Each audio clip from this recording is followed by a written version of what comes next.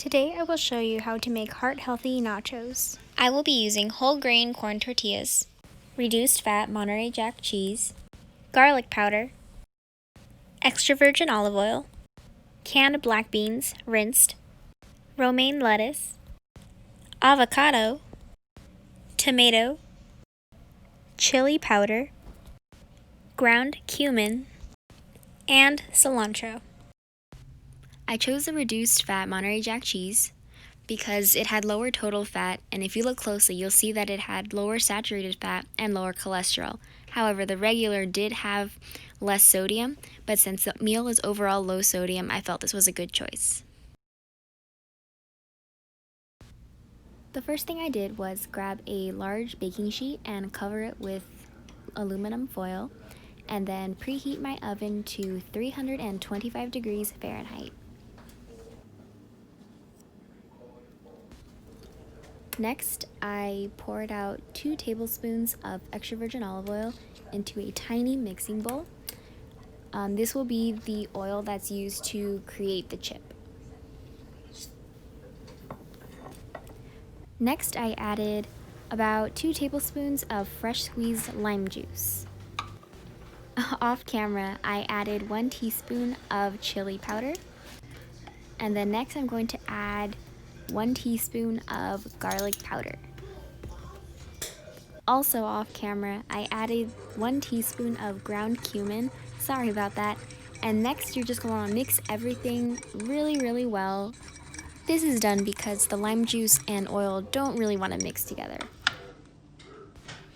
To make the chip, I dipped a silicone brush into the oil mixture and lightly brushed over each side of the tortilla. Again, just a light brush, just enough to cover the surface, and get the flavor of the spices onto the tortilla. Next, I grabbed a knife and sliced the tortilla in half and then cut each half into thirds. This was a good shape for each chip. I thought it wasn't too big or too small. And I did this for about 5 tortillas to get approximately 30 chips, and place them into the oven once the temperature reached 325 degrees.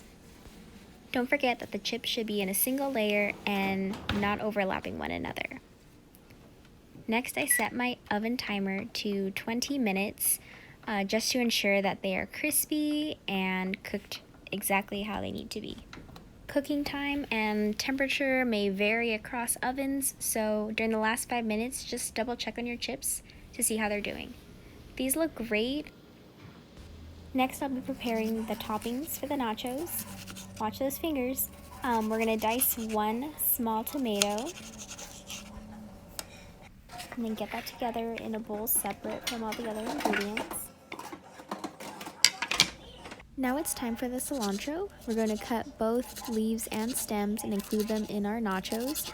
I know not everyone is a huge fan of cilantro, however, it's a favorite of mine, so I'd like to include it, but feel free to omit it if you'd like. Next, I have about 2 cups of romaine lettuce.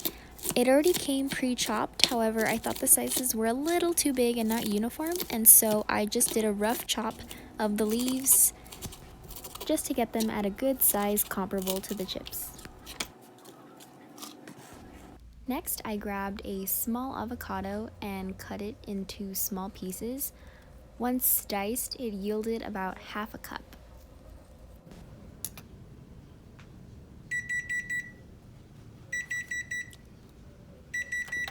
Perfect. Let's see how the chips look. And they look so perfect.